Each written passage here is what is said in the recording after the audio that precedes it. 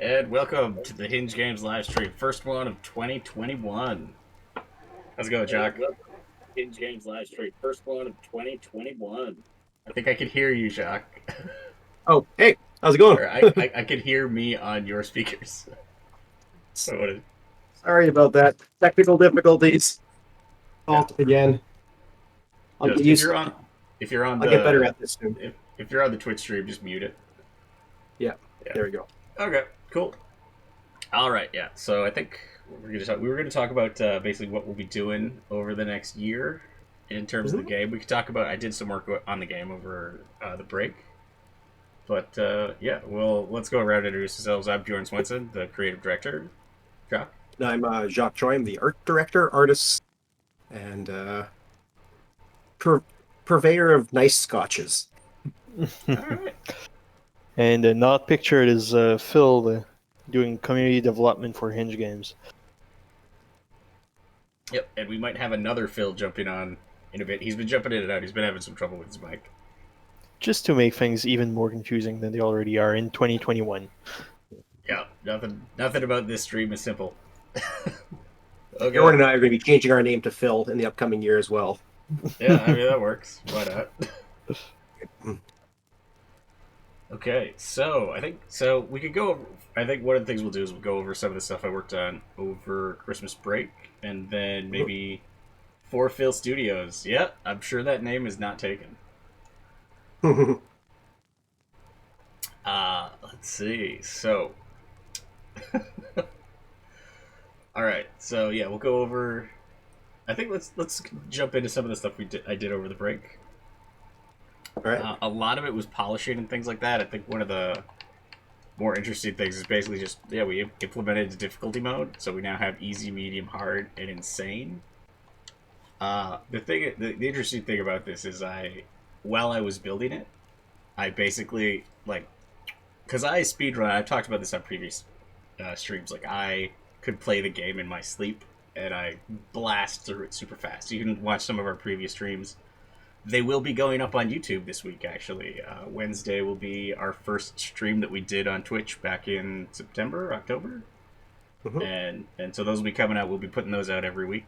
And we got a bit of a buffer, and we'll still be doing all the live stuff.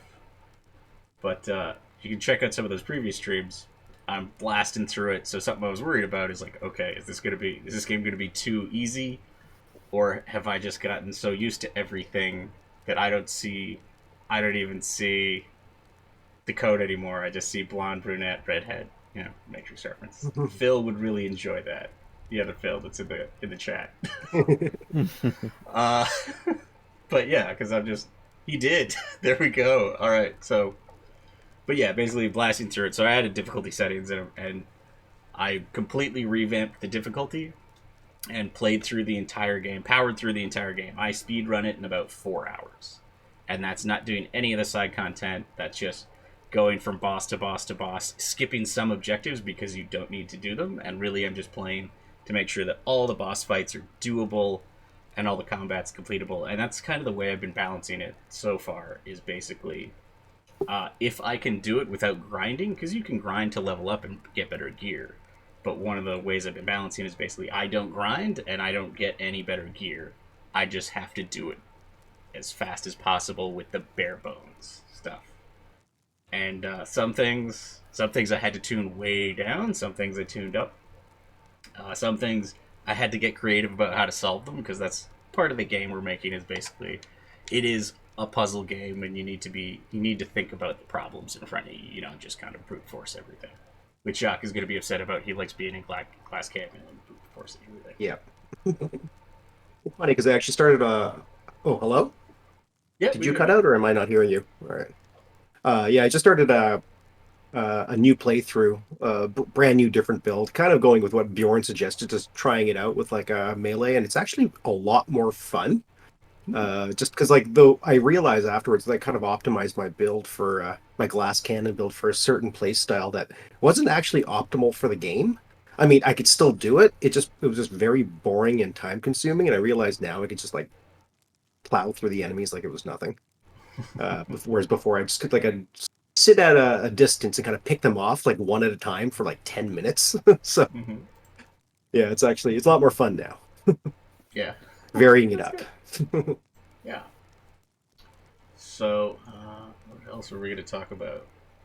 Let's see. So, where should I jump into? I guess I'll jump into the puzzle builder. Did Actually, you want there's to some. talk quickly about the just kind of what's on the plate for us in the upcoming months I think before we upcoming do months. this, or do you want to? It's kind of what we're Uh, going to be working on the upcoming months in the new year.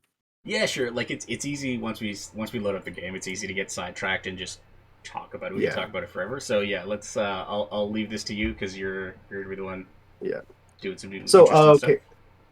okay. So the funny thing, though, now that I've got some time to actually work on the art, it's pretty exciting now because one of the things I didn't really know about, like when we made the jump from studio to indie, was that um, the biggest things that people are looking for aren't necessarily to see a finished game just yet. What people want to see are things like key art and maybe even a trailer. And this is kind of so counterintuitive to like AAA or just even developers that work in large studios because we're used to just kind of making the game and then taking the footage, like taking the assets that we have and actually making the trailer with that. But because that comes so late in the process, it's actually kind of not very useful to in terms of a marketing or even just having anything to show for it. So it's actually we learned over the past little while was you're actually supposed to start with the trailer assets and then make your Mm. trailer and then build your game from there because no one's actually going to see the final product of the game. And so that's going to be one of the first things I kind of work on is building like we kind of did like we kind of have a rough outline of what we want to show. Uh, and what we're going to start doing from there is breaking down kind of what we need to have, like what areas of the game we need to show for the trailer, what characters we're going to need, what effects we're going to have. Whereas rather than just kind of tackling it in a more like I guess production oriented sense where we just kind of focus on one Mm-hmm. area, then move to the next area. We actually have to kind of hit a bunch of different smaller areas that we're going to see at just kind of in the minute long trailer that we're hoping to make, and then kind of progress from there. Which is, like I said, completely backwards to my line of thinking, but it sort of makes sense. Well, the thing is, because like Jack said, we're both very much from like the production side of video game development and very much on the floor doing work in the engine, building assets and things like that. Not so much on the higher level of like thinking about our marketing strategy and everything like that. And the way I keep looking at the way we built this game is everything we've done inside the game we've done in the way that I think was very efficient and makes a lot of sense. Yeah. And we've been like the actual game development has been incredibly fast and is going really well. Everything outside of that we kind of did backwards because like well yeah like everything Jacques said is like well we made the entire game playable from start to finish and but we didn't have all the art assets ready so we're not ready to show a lot of it and so Mhm. from it's one of these weird things where from a production standpoint it's way more efficient to just build the game we've made it but then there's on the other hand when you start getting into marketing it's like you need all these assets to start showing it off because like we're okay showing this off on these dev streams but uh, for a general audience you want to show very polished art and because Yeah. And I any mean, kind of the gyms we show and stuff like that like people get a look at that and think oh this game looks terrible. Mhm. that's a bit of a reason why you took me aboard, right? Is to Yeah. help you figuring that stuff out and working on the order that we are putting stuff out there and how people actually view the product, right? Mhm. Exactly. Yeah, you've been a godsend, and like the advice you've given has been very insightful. And, yeah. Yeah.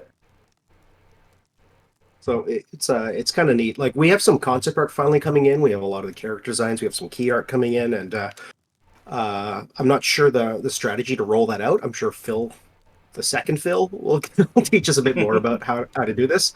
But yeah, for the most part, it's been a pretty steep learning curve for us.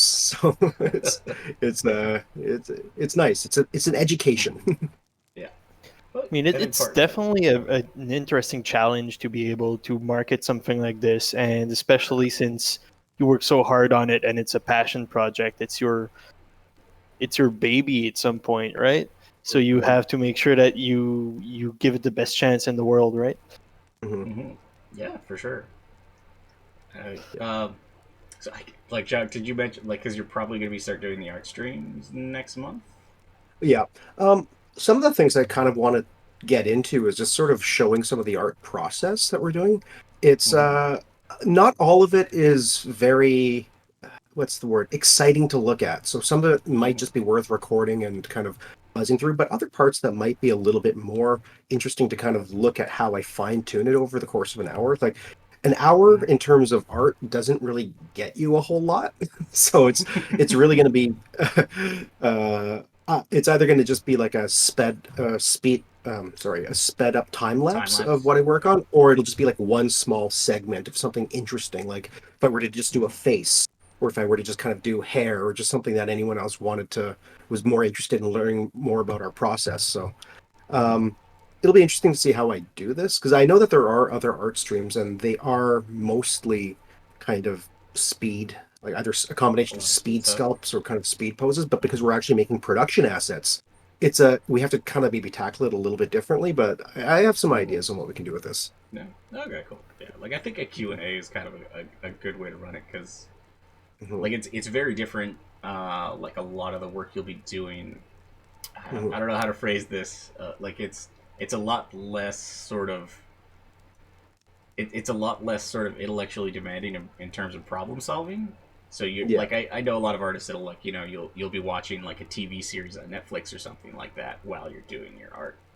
yeah, And but like for me, like when I'm programming and trying to problem solve and stuff like that, I need to turn. I can't have any voices or any distractions or anything like that because it just yeah, makes it harder for me to concentrate and figure out what the solution to the problem is. So that's like it's unlikely yeah. that I do a stream like that. I'd be happy to do a Q&A stream where I'm not really expecting to get much done, but I think with the nature of your work, like you can be a little bit more engaged and answer questions as you like just glance at the chat every now and then and I talk what about I your actually do is I tend to even like watch a series while I work, yeah. which I'll watch Just as burn long as through. there's not too much action Yeah. involved on the screen. Like if it's Hmm. like a lot of conversation, like I'll watch like an HBO series. I'll watch The Yeah. Wire while I'm working. So I know somebody or that watched through like all of How I Met Your Mother on a project. It's just like I can't imagine like Netflix must be a godsend to just have something like that and just be like, all right, I'm just putting this on, and you just have it Mhm, going for 8 hours mhm. while you're working away. Yeah, I binge watched How I Met Your Mother while working at some point, but at some Hmm. point in time, it stops becoming like something you're paying attention to. It just kind of almost becomes like ambience in a way, and it actually helps that if you've seen it before, because if Okay. you've watched it before, then it's not like a big surprise. You're just kind of catching certain phrases and lines, and I think Hmm. that's yeah, I read somewhere actually that that's actually something that people do to kind of quell anxiety as well. So maybe there's an Oh, element really? to that. Okay, that's Apparently, interesting. if you if you watch something you're familiar with, that's actually why reruns and watching shows that you're familiar with is very popular, especially on Netflix. Hmm. It's an anxiety tool, I guess. But Oh, for me, cool. I kind of like the ambience of people speaking or something, Hmm. but not in an office. Strangely enough, I don't like live people talking. I don't like live people talking. You like scripted people talking. Yeah, Well, I mean, there's always the, fear that actual living people will come over and talk to you, right? Just don't Hmm. disturb me while I work. yeah.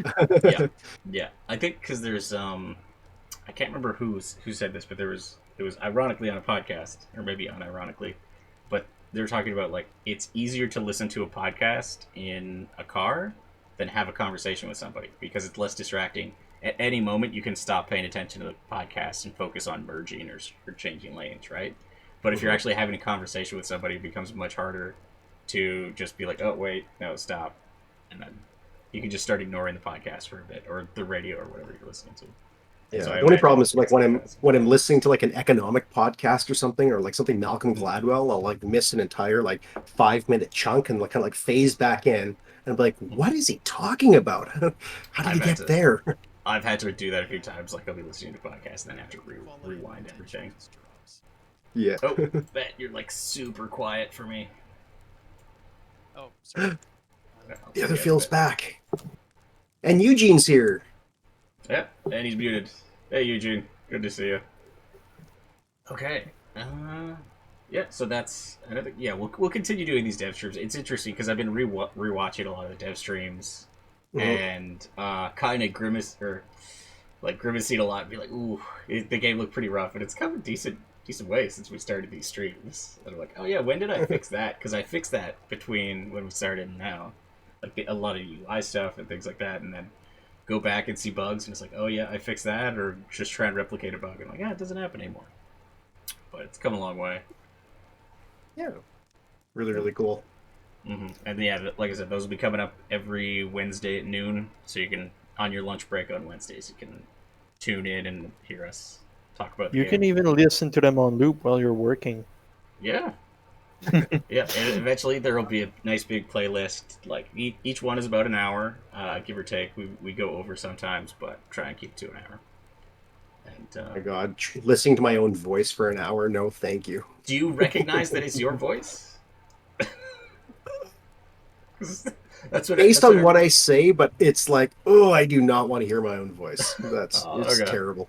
I don't know. I've been going through. I'm almost done. I think I got 2 more to listen to or watch, because there's one I had to edit because we said something that was under NDA, and had to edit that out. There's some other ones that I was a bit nervous about, but after listening to it, I'm like, okay, yeah, that's fine. Not necessarily NDA stuff or inside game industry stuff, but just like. Screw this crap! Screw every studio I've ever worked for! Like that. Yes. No, not quite like that. But it's been. Yeah. So some errant stray swear words, but like nothing too bad. So it's fine. It's in like it's buried in like 8 hours of content. It's like once or twice, so it's not bad. So nothing too incriminating. I actually didn't blurp out anything too. I didn't blurp out anything too. No. No, just Don't the you one. remember talking about that time in Mexico? Well, that was pre-stream. That was I hadn't hit record yet. Yeah. So I'll actually jump into something I built today. All right. And I was talking about this with Jacques and Phil, other Phil that's in the Cast of Crabs.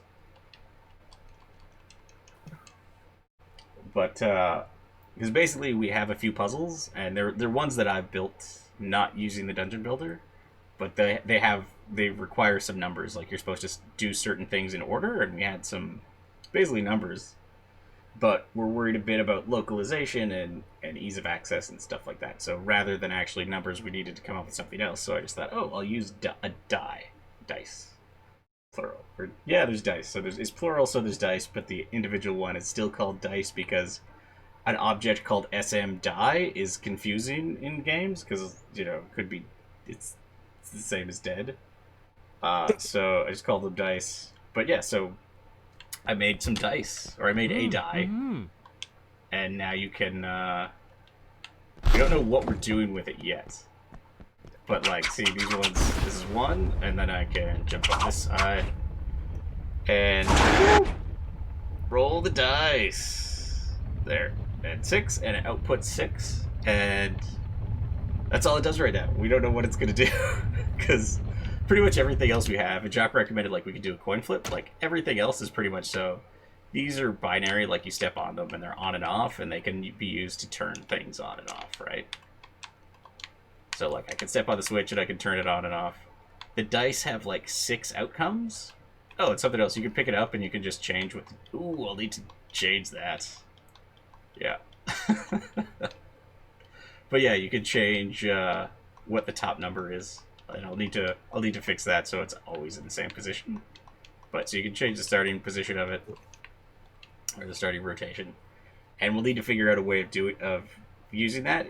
The other option is they're just decorative, and you can just place them around your puzzle.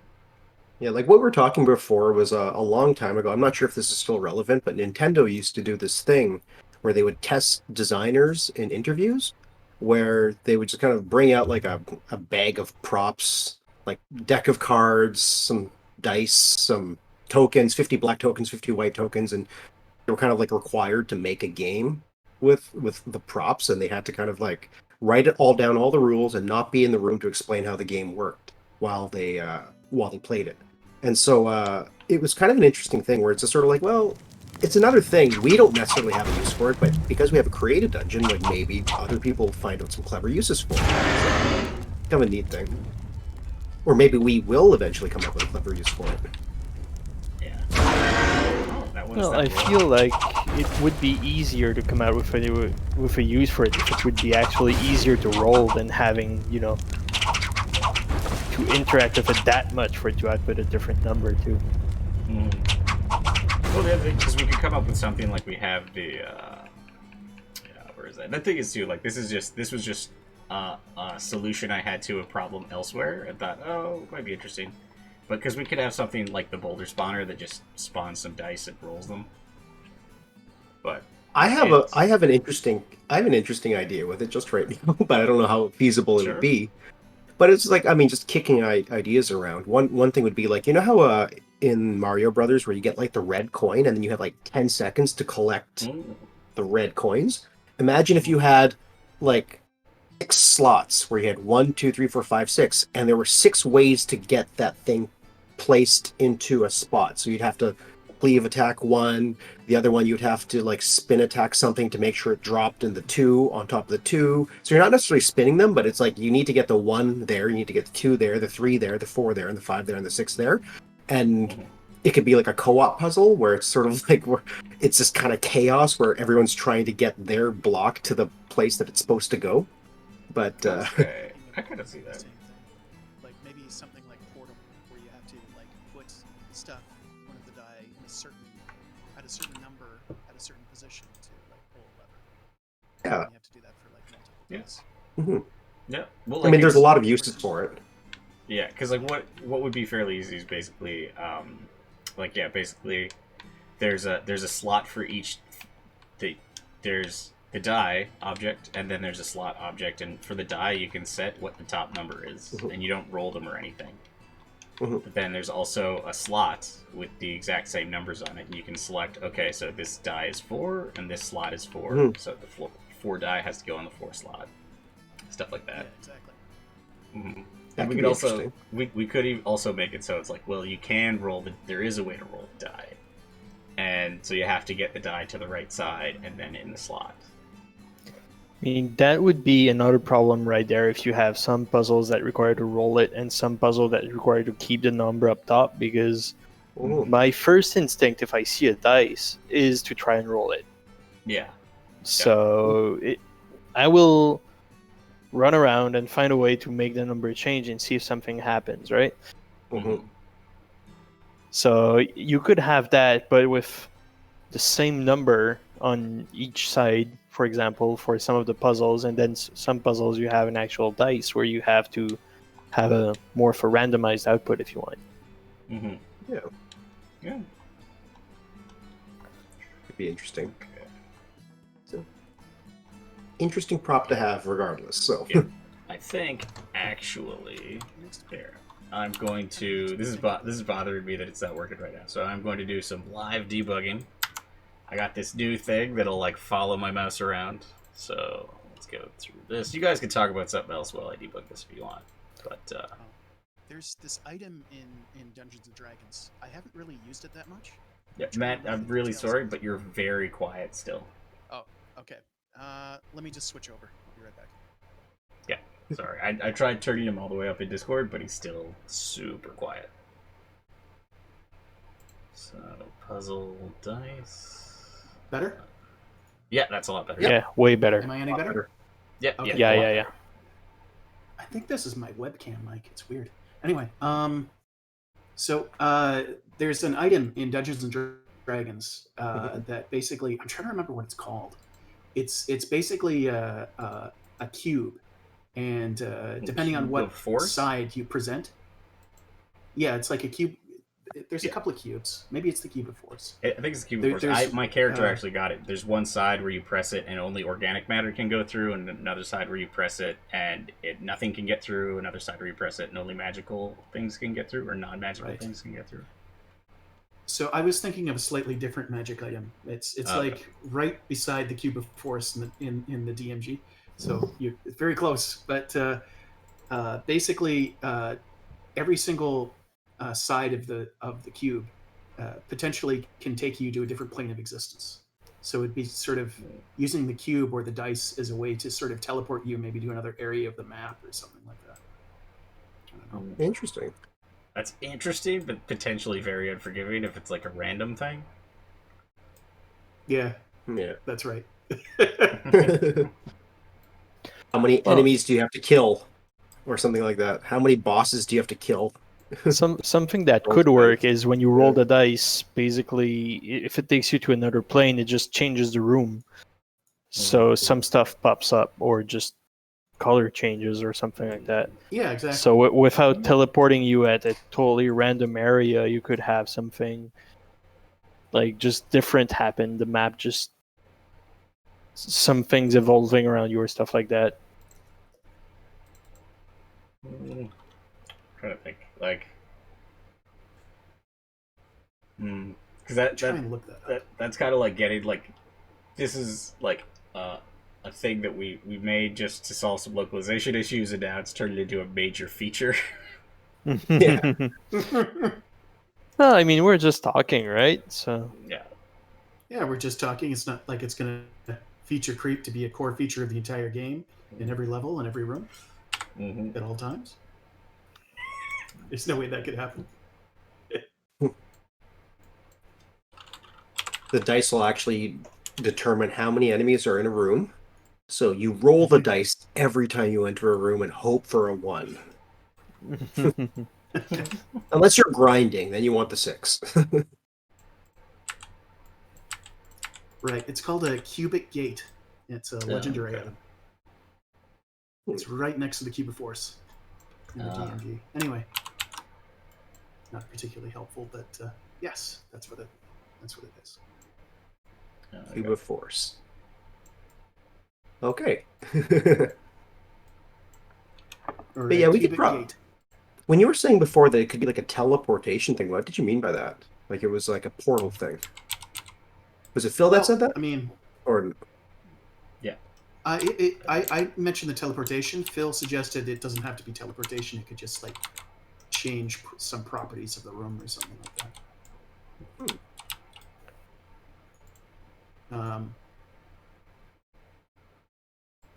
yeah, it's I feel different approaches to the same object or the same principle, right? Yeah. Because the nice thing is that everybody knows what a dice is or what die are, so just like the application of it is going to be pretty. So finding a creative application for it if we have one. Yeah. Yeah. And you do have to be a little bit careful if you're like counting on a game design with a lot of random numbers, just in case a player is really, really unlucky and gets frustrated. Yeah. I think in this case, the numbers would not be more an RNG thing, but more, of a problem-solving thing. So whatever the number you get a way to solve the problem with it instead of, rolling a 1 and having terrible luck and dying every time you roll it. So Yep. I mean, as long as all the outcomes are generally equal, and there isn't like a particular number that's terrible that a player can roll on again and again and again. Different kind of power-up boost. How's that sound? If you get a 1, you get extra ice damage. You get a 2, you get a... you have to find out some way to visually communicate this in the game, but... That could be very cool if it's using like these are neat ideas, guys, but these are all like way outside the scope of like what's an interesting use of a puzzle element. Yeah, that's true. yeah, you have to figure out the way to use the die themselves as keys instead of, bonuses, right? When non-designers figure stuff out. Yeah. Believe me, I know when non-artists try to give art direction, it kind of sounds like that, but But yeah, I think it's an interesting way of trying to add universal element to a puzzle. How do you make sure that an element that you do not explain is understood by everybody, right? Mm-hmm. Yeah. Is that a challenge that you guys have faced before in development? Oh yeah, all the time. It's the crazy thing is like you end up a lot of the time you end up like things that become incredibly obvious or things that you thought were incredibly obvious are just not obvious at all to anybody, and you have to like redo your funny, entire design, or yeah, you have to do a very sort of ham-fisted tutorial in order to make yeah. sure people understand. The funny thing is, I actually have the opposite problem. Is we'll have something that looks like we'll have a mechanic, and the thing is like an artist kind of has to make it look visually intuitive, and sometimes it's not always the easiest thing to think about. And even then, like, there's a lot of the things, like a lot of the puzzle elements we currently have. I'm currently not a big fan of what we've done, and I would like to find something different. Just a visual marker that's different, like that kind of signifies doing the same thing, but kind of in a different way. Just for instance, like I think a while ago we were talking about how the boulder dropper thing. I was going to make that kind of like a giant chicken statue, so it looks like it's laying, or a giant hen statue where it looks like it's dropping eggs. So that makes a bit more sense, where it's just like rather than just kind of having this half-rounded thing where it's kind of boulders come out of it infinitely. At least with like a chicken, it looks like it would come out infinitely. Whereas and even like the blowing thing, like the fan, I'd like to have like a like a Buddha looking dude blowing, like in a blowing pose. Just things That's like cool. that where it's where visually it kind of makes a little more sense when you see it, you know what it does. And so right now, kind of the things that I'm still wondering is like the fan. I'm still not like the what's it called? The not the fan, it's called the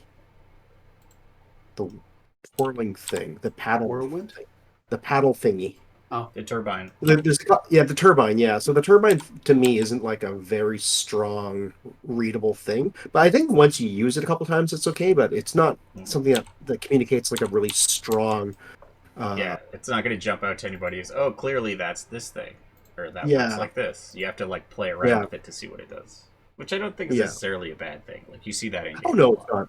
But I think it could be Yeah. stronger if I could come up with something before the time we make it, but before the time we ship, then we'll probably do that. But it's one of those things where I'm kind of constantly looking for ways to kind of improve and maybe streamline the communication of a design of something to the player. And Mm-hmm. so I guess that's kind of one of those things where die is great for that sort of thing, but it's kind of done in reverse. Mm-hmm. Whereas Yeah. if it was sort of like this thing where we had a six outcome randomization thing, we had to come out with that. Like, well, die. That would have been an easier thing. As long as we don't get heavy into math puzzles, it's all good. Yeah. Yeah, I mean, the goal is still to have the puzzles enjoyable by pretty much everyone, right? So if you like end up having differential equations in them, no one's gonna have fun. Mhm. Yeah. You know what's funny? I did a bit of freelance work a couple of years ago for a company called NovaQuark that made an MMO that was completely geared towards programmers, where you could like open up like a console in the game and type, HTML or type some code to make things work and function in the game. And apparently people love this. Like a lot of like it's basically the game for coders. I'm not saying that this is our demographic that we're targeting, but there is that. Maybe there's yeah. If math this dual aficionados stick out there that shooter, love it. you know, Yeah, thing doesn't work out, you could go yeah. that route. Yeah, we'll make our math game afterwards if this doesn't really work out for us. Have a sequel. Truth is the funny thing is that Bjorn and I talk a lot about kind of these games, and it's like we're really just kind of making the game that we love playing more than anything. Yeah. I think Well, that's the I way mean, I like I to think would about say it. I'm making the game that I want to make. Like the Hmm. reason we ended up with a puzzle builder is because I Hmm. spent a lot of time working out a bunch of puzzle elements that were really fun to use, so I could just Hmm. throw a bunch of puzzle elements into a map, and then play around with them for a while until I had a nice puzzle, and then we realized that was fun enough that we could just let players do it too. Hmm. That's awesome. Mm-hmm. Yeah. And how do you make sure that even in the puzzle builder, those puzzle elements are clear enough for the builder to use appropriately? Well, I think that kind of ties into gameplay. I guess you well, could answer this better than me. It's not necessarily that it ties into gameplay. It's like there's a few key things where it's like we show overlaps and we show when things are connected. Yeah. But there's really not a lot of tutorials. The tutorial for the puzzle builder is basically the game. Like you play through the campaign, that's what I meant by the gameplay. and you understand how to use everything. And we, over the course of the game, we have tutorials that teach you how to use all of the different abilities and all of the puzzle elements associated with those abilities. So by the time you get to the puzzle builder, you should know everything. But the thing is, you can jump into the puzzle builder right away. And if you do that, all right. So 3, 4. That worked out pretty well. All right, let's see if this outputs the right number still. But yeah, hopefully by the time you get to the puzzle builder, you'll understand how everything works. But if you jump in straight away, because it is accessible. Okay. And that output 3, yep. Okay, yeah. You can see 3 in the top left corner in debug text, or you can see whatever it outputs. There we go, 1, it outputted 1. It's good, it's working. Nice. Cool. Fixed. Nice. Fixed live. Yeah. So yeah, like one of the things I did over the break too was I also put a lot of work into combat. So there's a lot of things. Let me see if I can find one of the guys that is way tougher now.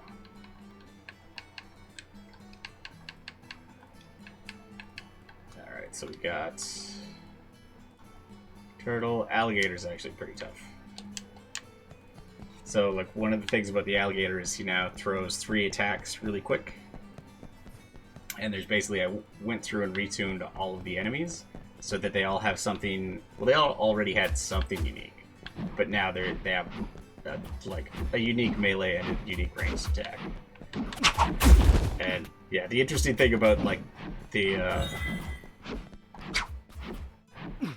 triple ranged attack is like one of them will stun you, and if you keep trying to run into it, you'll bounce off of the next one. Mm-hmm. Yeah. How does the blocking, the deflection work for that? You should be able to deflect it. Hold on, there's too many guys. Ow, oh god. Oh, jeez, that was bad.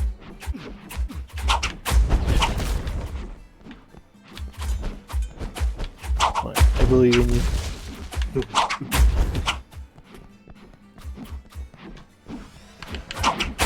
This is Bjorn trying to have a conversation at the same time. That did not work. Oh well.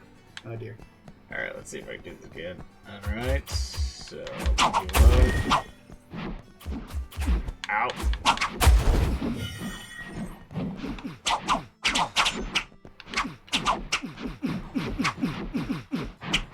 Wait, those guys are both melee. Where's the ranged guy?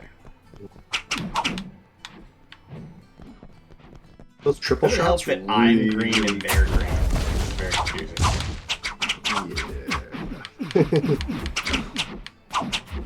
Well, I did something where you're actually, no, that wouldn't have helped. I was gonna say I did something a while back. I haven't put it in this level yet though, but the character's supposed to have like a rim light.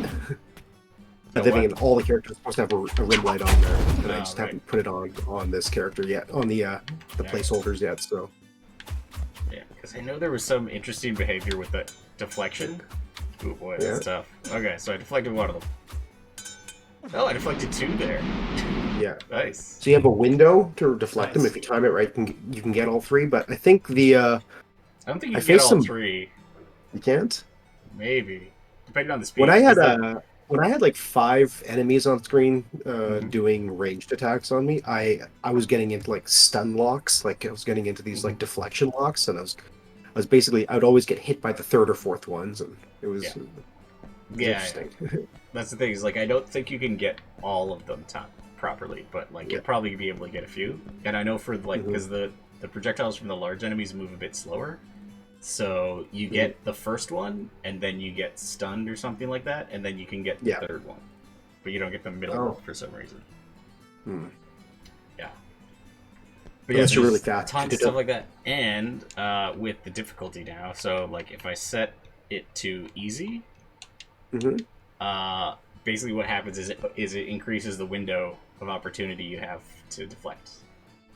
So it doesn't do much for damage, but it changes. It reduces the speed and frequency of attacks from enemies. So it'll be easier, but it's not like when you set it to insane. So actually, let's give it a shot. It's like when you set it to insane, it'll just be guys attacking a lot faster. It's not that they have more health, and it'll just take you longer to take them down. It's harder to survive. Maybe that should be a power up. What? You can put extra stat points into your deflection. No, I'm not going to change the game at this point, but No. It's one of those things. Let's go. Yeah. Oh, wait. Hard, easy, medium. Where's insane? Okay, that's a bug. Do you have to finish? Do you have to finish the game before you get to play insane, or? No. Oh, that's interesting. Maybe I have to spawn.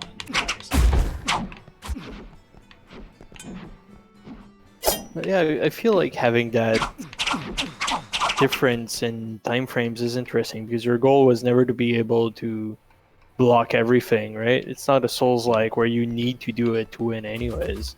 Mm-hmm. Yeah, see, these guys only throw 2 instead of 3. It's not easy. This is easy?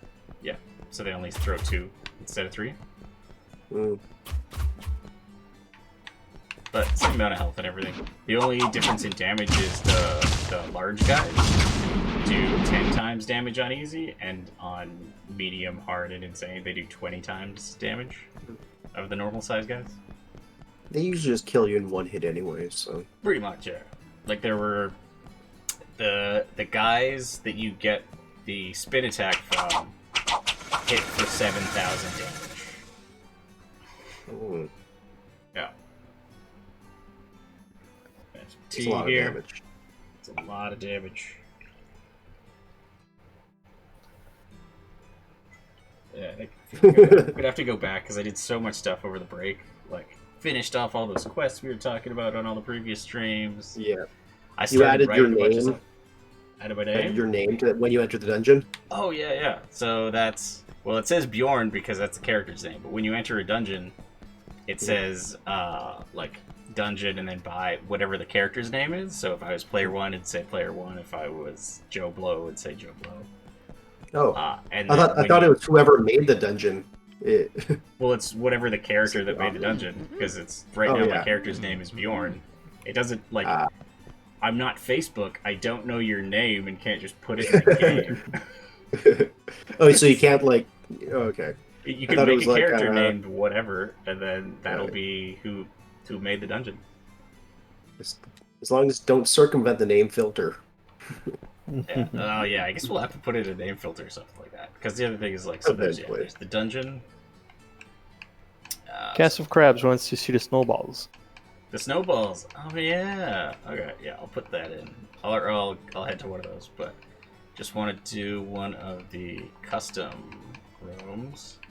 And I think we talked about this, or this might have been in a previous stream even. Because, like, yeah, when you go into a dungeon, it'll tell you who made the dungeon. And then when you walk into a puzzle room, it'll tell you who made the puzzle room.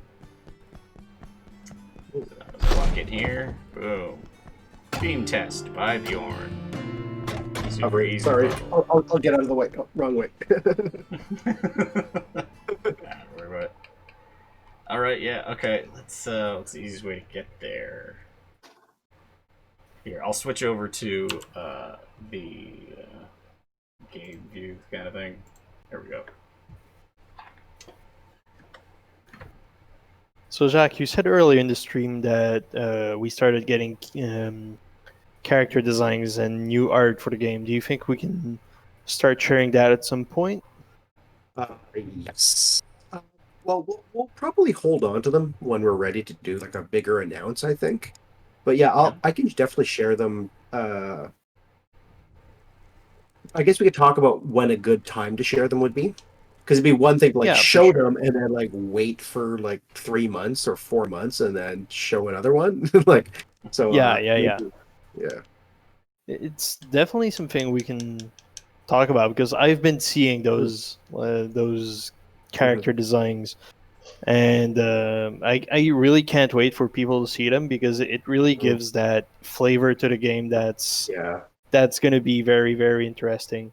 Mm-hmm. So we just need to find the right way to get them out there, and I can't wait for people to see them. Yeah, cool. Mm-hmm. Yeah, we hired like one of my favorite artists out of Korea, and can't wait for people to see her work. Yeah. Well, I guess that's one of the things, because if you're modeling some of the characters that she's designed, then and you do the art stream, you're going to be looking at the reference stuff and talking about the character and everything like that, right? Mm-hmm. Yeah, it's definitely something I was thinking about. Is if you're working on a certain part of a character, we can say, for example, oh, we'll be working on this character's pauldron, for example, but you only show the pauldron on Facebook, and you're like, we will reveal it on stream and show you the art later this week, for example. So it gives people an excuse to watch that stream, right?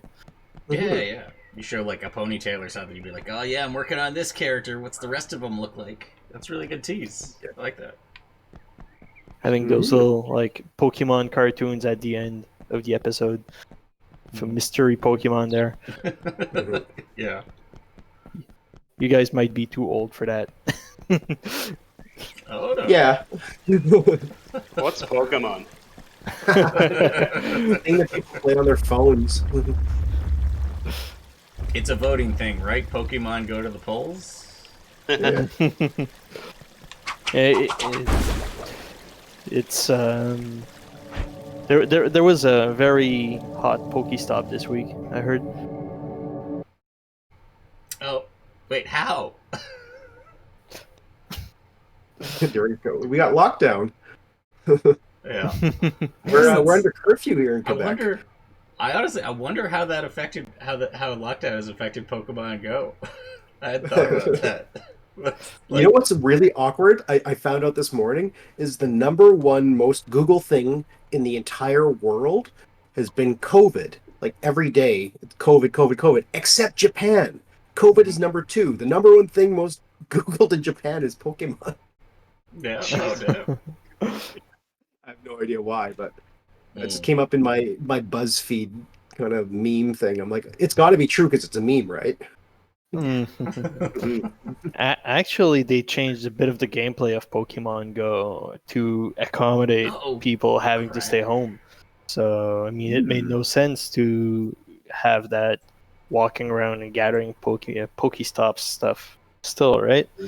So all the gyms and stuff like that, they changed some of the gameplay around it to encourage people to keep playing. And, I mean, that game died once before and still survives, so I guess they didn't want to go through that again. Yeah,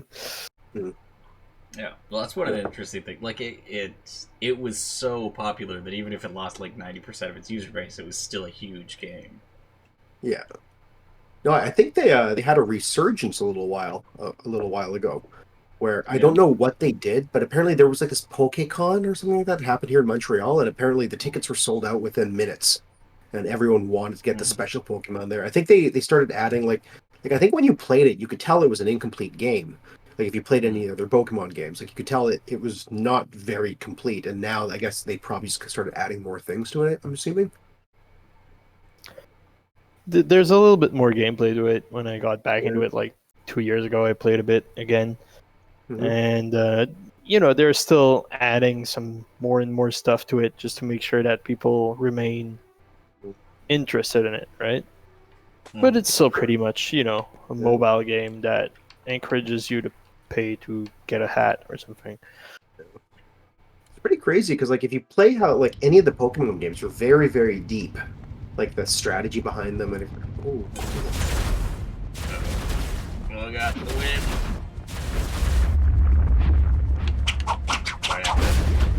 Alright, I gotta get on this thing. I'm gonna use time stop. Alright, there we go. Oh, and I used cleave for some reason. Alright, here we go. Snowball fight. So these are snowballs. They're basically the same thing as those boulders that we had before.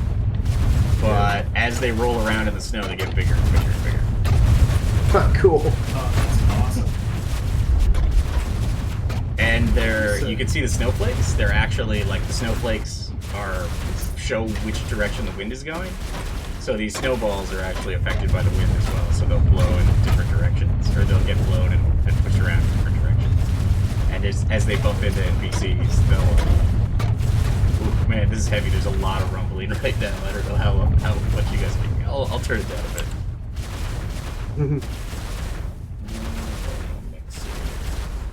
Very cool exotic gameplay.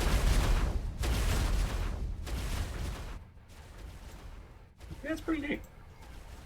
Kind of reminds me of that. I don't know why, but it's the fact that you're kind of just like you're standing up top, watching all the enemies die by doing something a bit passive. Reminds me of like Half-Life 2 for some reason, like those crabs, like you know the what's it called? Like on the sand, you have to if you step on the sand, those things will kind of The jump antlions. Yeah, the antlions. That's what they are. Yeah, that's kind of what this reminds me of because you're like standing up on a platform, watching everything else die. Yeah. Oh, he actually hit me. Oh. He got ya. But yeah, Yeah. that's the snowballs. Oh god, that snowball just hit me for like, holy crap, a lot of damage. That's a lot of damage.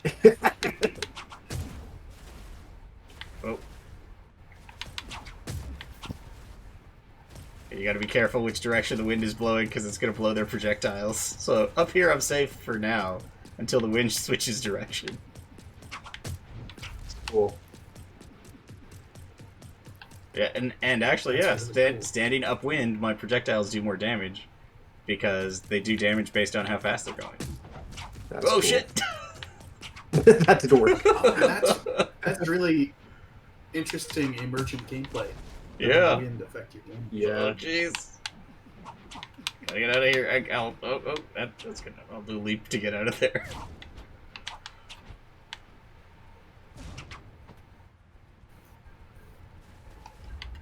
Alright, get back up there.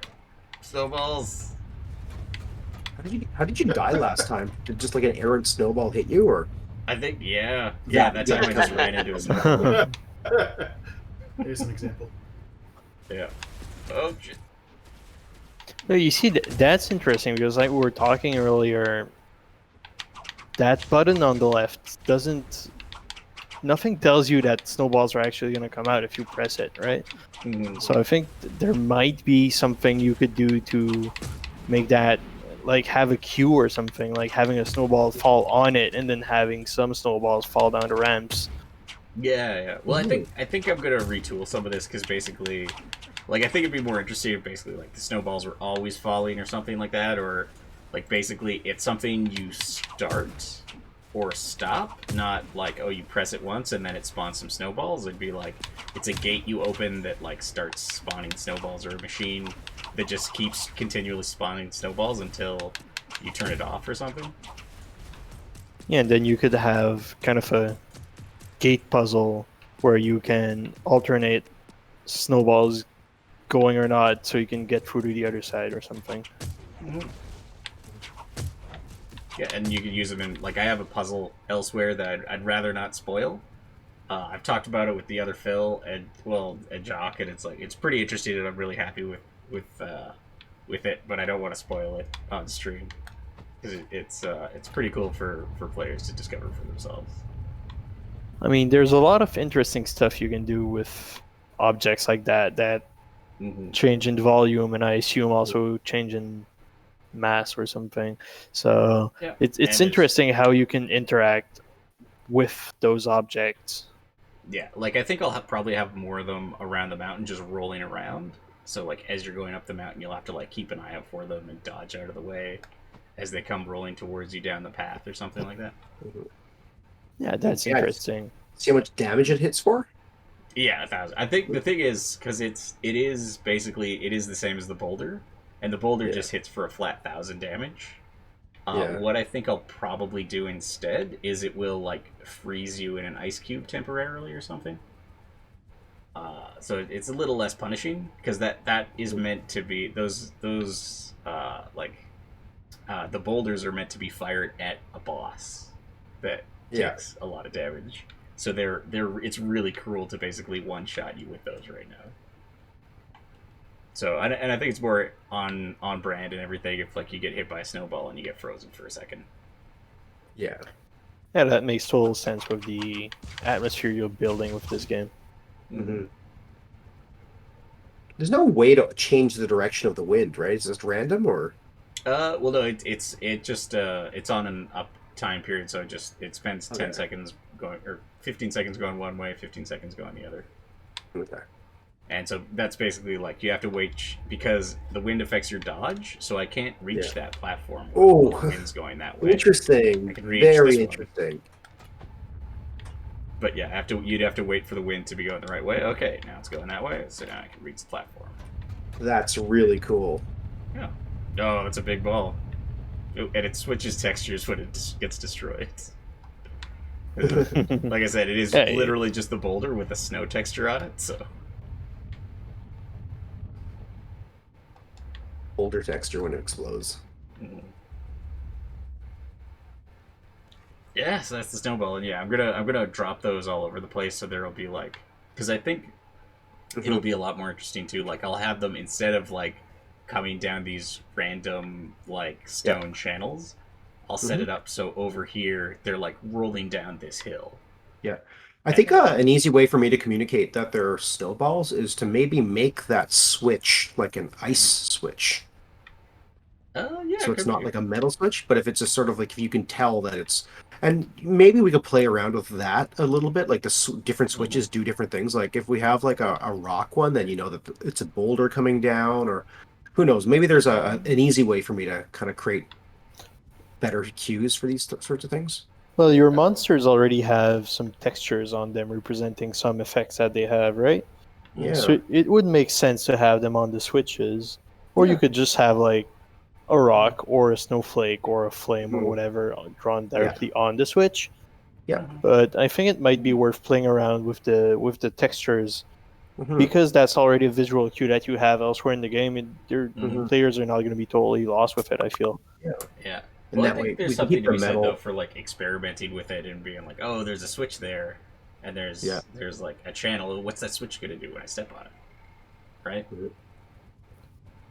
Yeah, Yeah. but you can more know like instantly exploring what and it's going to do experimenting. afterwards if you have that visual cue, and then when it Yeah. pops up later on, you know what's going to happen. So And it'll be kind of the same thing as if those things are going to be chickens, they'll be like icy chickens rather than just regular. I see chickens. They'll be We'll penguins. figure it out. Penguin. There we go. Penguins. Yeah. Yeah. Penguins Penguins in the lay Celtic eggs. area. There are penguins in Scotland, right? We're already breaking so many of everything, so it's. There are in our Scotland. Yeah. Who's to say this is Scotland? It's our own little. Yeah. Oh, that's something else we're gonna have Celtic-ish. to do at some point. Is we need a cloud layer here because basically, like Yeah. you're high enough up on the mountain that it will just have a cloud layer and you can't see any of the ground below you. Yeah. So you can see how that's Fog it a distributed. bit. Have birds flying. Yeah. Yeah.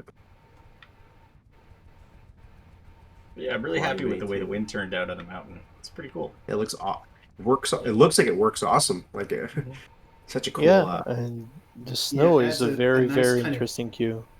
Yeah. Yeah, that's a very nice kind of ambient movement to the map. Yeah.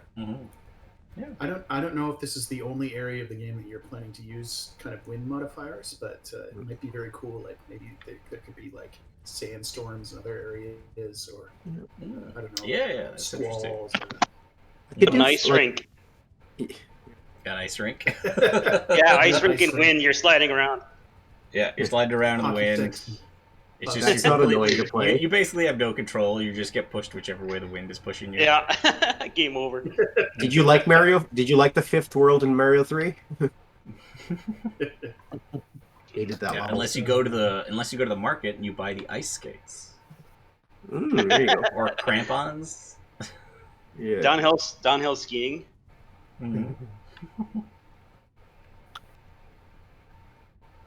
Pretty cool. Well, the other thing is like if we're actually indoors, you don't get these visual cues. I can put flags up, so you see several ribbons or flags or something. So whenever the wind blows, it'll just be like a physics object. The flag will kind of blow it this way, up or down or whatever. If we ever need to put them indoors, but I don't know why wind would be indoors, but we can figure that out. Yeah, well, I mean, we have the turbines and the statues, which is where it originated. Yeah. So, like, but those are like very finite. And there's a few places I have where you're on the raft in the water, and you kind of end up in these wind channels, and and it just kind of pushes the raft on a predefined path. So you just kind of go like boom, boom, boom. Pretty neat. That's Awesome. pretty cool. Yeah, but on that particular part, it would be interesting to have like a windsock or something on the raft. So if Oh, you yeah, don't well- have, a draft coming in, you have that cue on it. That would be good. Oh yeah. Like there's because on the raft we don't have it set up right now, but we have the sail. And the way that should be working is basically the sail fills up whichever direction, and the sail automatically turns and fills up based on how much wind and and how much it's been pushed. That's great. Yeah. Once we Dang. do a pass on that. Yeah, once we do a proper pass on that, should be it's fairly easy because it's just like I don't even think we need cloth sim. It just needs to like be roughly the right shape, and then we scale it up as the wind. I probably wanted to do like a little bone in there and do a small animation or something. Yeah, Cloth can be and fine, too. Even then, like I think like depending on what you're comfortable with, like in the shader, it's fine having an animation in the material. Because I think It's a lot heavier, I think. Animated materials are a lot heavier. Yeah. Having a bone, well, it's just a bone, right? Yeah. Matt will do it for us. Yeah, no problem. Yeah. No, I think if it had enough polys, I could have it below and kind of twitch. And then you just use a procedural rotation on the pole to have it be in the right direction. Work. Yeah. Well, because the thing is, like, when you use the push, or if there's a strong wind, we really want the sail to, like, fill up and bellow, right? And then if it's a bit more slack when it's calm. Yeah, I could probably hand key that too. I mean, it's always better if it's with perfect physics, but probably keyframe it. Oh yeah, that was so. One really weird thing that I worked on over the break was we upgraded to the new version of Unreal, and there was a really weird bug where every time I launched it, it was at 640 by 480. So I was like, what the hell? I might as well fix our UI. So now our UI supports 3:4 aspect ratio just because I'm like, I guess I better support it. And it's a bug. It's fixed now. This is launching at 720p. But it was just this really weird bug.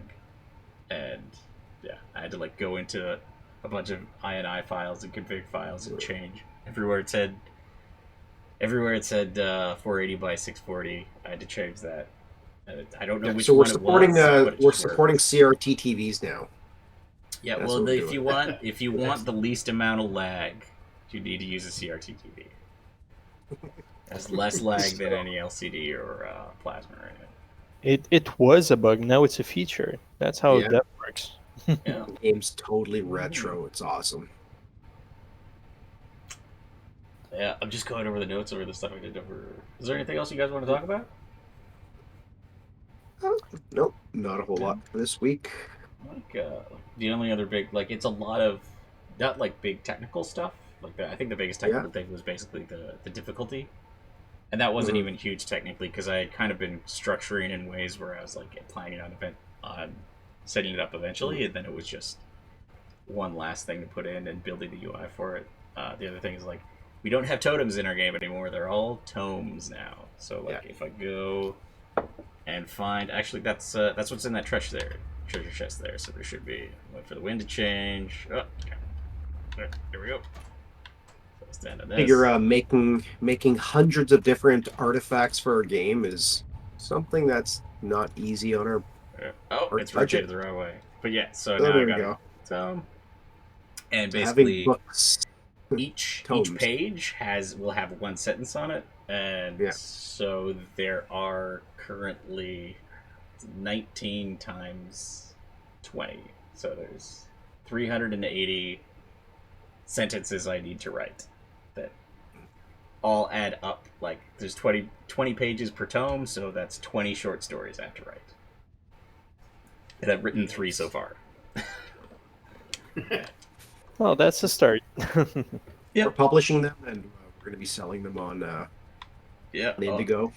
I'd be interested if this game is successful enough and people like it, because the way I'm writing it is it's like a children's story, so each sentence, and it's like a lot of repetition of names and words and things like that. So each sentence could be read as like on one page of a children's book with like a big illustration.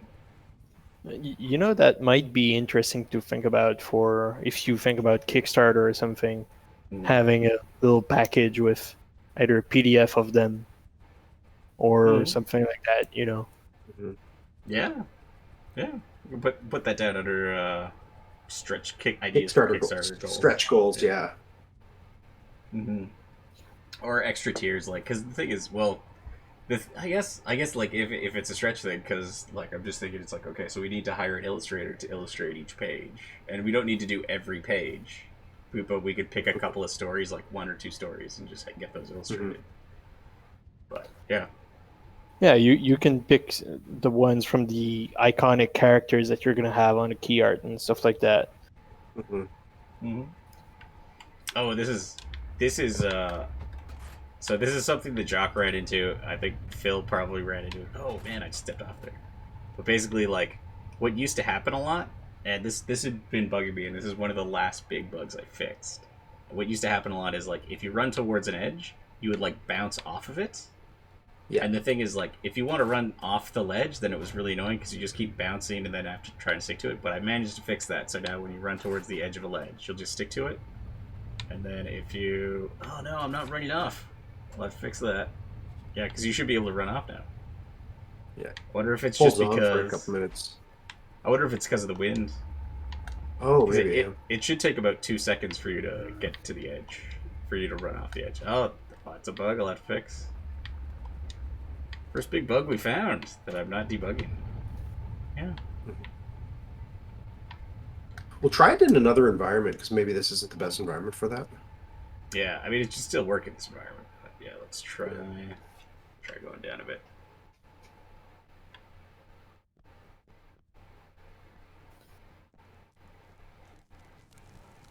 I got a silly question. Mm-hmm. What do you guys use to organize your timeline? Timeline? Well, we have Jira, but we don't have like a solid timeline right now because it's mostly, since we don't have a budget, it's mostly like, okay, well, let's try and get this done, and it's more about short-term goals than than long-term ones. There we go. Okay, so that works. So there's just something wrong with the wind. Yeah, the wind that's messing you up there. Okay. But yeah, so you don't bounce off the edge now, and you like slowly run towards it and then hop off, which is a lot nicer. Jock found some other bugs that I managed to fix to make sure he can't like cheap his way through the game. Yep. The one I found was if you were to press the, I guess, the left analog stick, you would be spamming one of the special attacks. Yeah, this one. Yep. No. Oh no! Before I was doing the cleave. Oh, you were doing the cleave? Yeah. Oh right, no, yeah, because that is something else that you found. Is basically because the ranged attacks, there was no animation on the ranged combos before. Yeah. So, like, when you do 1,000 pokes, you play the 1,000 pokes animation. You do the cleave attack, you play the cleave attack animation. But there wasn't any animation on, like, the ranged attacks. Now there's an animation that plays before you do a ranged combo. Because if you just click the hint button while you're in combat, you'll just do whatever the last combo was. So you could just spam a combo, but now it actually takes time for you to do a ranged combo. So you can't spam them like you could before. It's kind of cool if you can force pull and force push those boxes to injure your enemies. You can't. These ones are just explosive and they're static. But there are the explosive or the push blocks. You can push. Can't pull them, but you can push them and flatten them. Ah, cool. Yeah. I don't know if I have. I don't know where the nearest ones would be. But I guess if I look down here. How's it going, Matt? I haven't seen you in a while. Hey, how you doing, Eugene? It's been all right. It's been a bit. Last time I saw you was at Bjorn's barbecue. All right, here we go. And last time I saw a lot of people here. Yeah. What's this about? So basically, like, if you get hit by this block, it'll flatten you.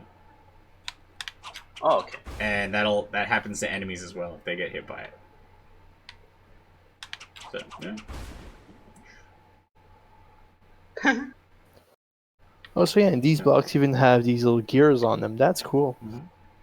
Yeah, and you can do that in the puzzle builder as well. Like you see, like when the gears are touching, they grow, like they scale up, and that means that they'll start affecting each other. So like right now, if I do the spin attack on these, it just turns the one gear. But if I push this in the middle, boop, they all link, and then I can do the spin attack, and they all turn each other. And that opens the door that's already open. Yeah. Yeah, you used That's to have so to do that. cool. Yeah, you used to have to do that every time you wanted to open this door, but I was like, that's going to be really annoying. So now the door is just open by default after you open it once. But yeah, there's a lot of puzzles like that where you got to like find the block and get it in the right position, or even like you start it going. Like, hold on. So like you start it going, and then before it stops, you have to push the block out of the way so that it doesn't turn all the way back. There's a lot of interesting things you can do with that. And there's like in the puzzle builder, there's a lot of things you can attach to the block. Like you could attach a turret to it, so it's shooting. So there's a turret that's shooting you, that's on the block that you need to push. There's there's a hammer that can push the block. You can attach that to the block so that it pushes the block every time it gets activated. You can attach a step switch to a block so that like the way to open the puzzle, the way to solve the puzzle is by stepping on a switch that's on top of the block. Yeah, there's a lot of different things you can do with those. You can attach a treasure chest to the top of the block, and then it's like, you got to push this block over somewhere if you want to open the treasure chest. That's cool. Mm-hmm. A lot of possibility. Yeah. All right, so should we call it a stream? Yeah, sure. Yeah, it gives us a pretty good idea of where we're going to for the next couple weeks at least. Yeah. Then I'm really excited to see those art streams and seeing more of the art coming up. That's going to be really interesting. Yeah, I'm pretty excited to be working on it because it's sort of like the last few months have been kind of agonizing. Watching the game progress and being like, oh, it'd be nice to fix that. Oh, it'd be nice to fix that. Oh, it'd be nice to fix that. Like, yeah. Well, that's one of the things Jacques did over the break was like, I was like, okay, Jacques, I want you to play through the game and take notes. I didn't take many notes actually. I was just like, I was just playing through the game and being like, notes. I'm glad you enjoyed it and everything, but it's like the whole point was like, okay, what list all the things you want to fix right away. But I guess it's kind of like, no, there's well. I'd take notes if I had done a pass on it. Right now, I actually have to do a pass on it first. There's a lot of like I took notes on the puzzle elements where I did the placeholders, but I think beyond that, I'd probably want to. Oh my god, this orange is dripping all over me. What is dripping all over you? It's orange. Oh. Cara. It's a pink orange. It's a Cara orange. Okay. Oranges can be treacherous. Yeah. Delicious. And now you guys have to listen to me eat.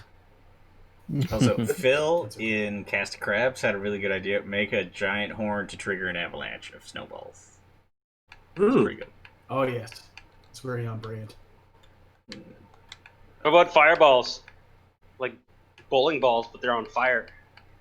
We don't have those. Oh, no, I don't want a large pressure plate. Fireballs. Small pressure plate. Oh, I don't think I talked about those on stream, did I? The large versions of stuff? Did I? No, I did, yeah, because we went over the, pretty sure, did we talk about those on stream before? I don't remember. We went over quite quickly over the status effects, but I think we can focus on them for maybe next time or something. You know how different sizes, can affect gameplay. Okay. But yeah, so there's a hammer that will push stuff that if I put another block in it in front of it, let's see if that works. Nope. That should be closer. Sorry. Okay, yeah. So just test this out. Yes, it works. All right. Good night, everybody. Thank you very much. Hope you had a good stream. We'll see you Good night, next time. guys. Yeah, Bye, we'll see everyone. you next Good to week. hear you, Eugene. And See you don't guys. hesitate to send us comments See you, man. about what you want to see.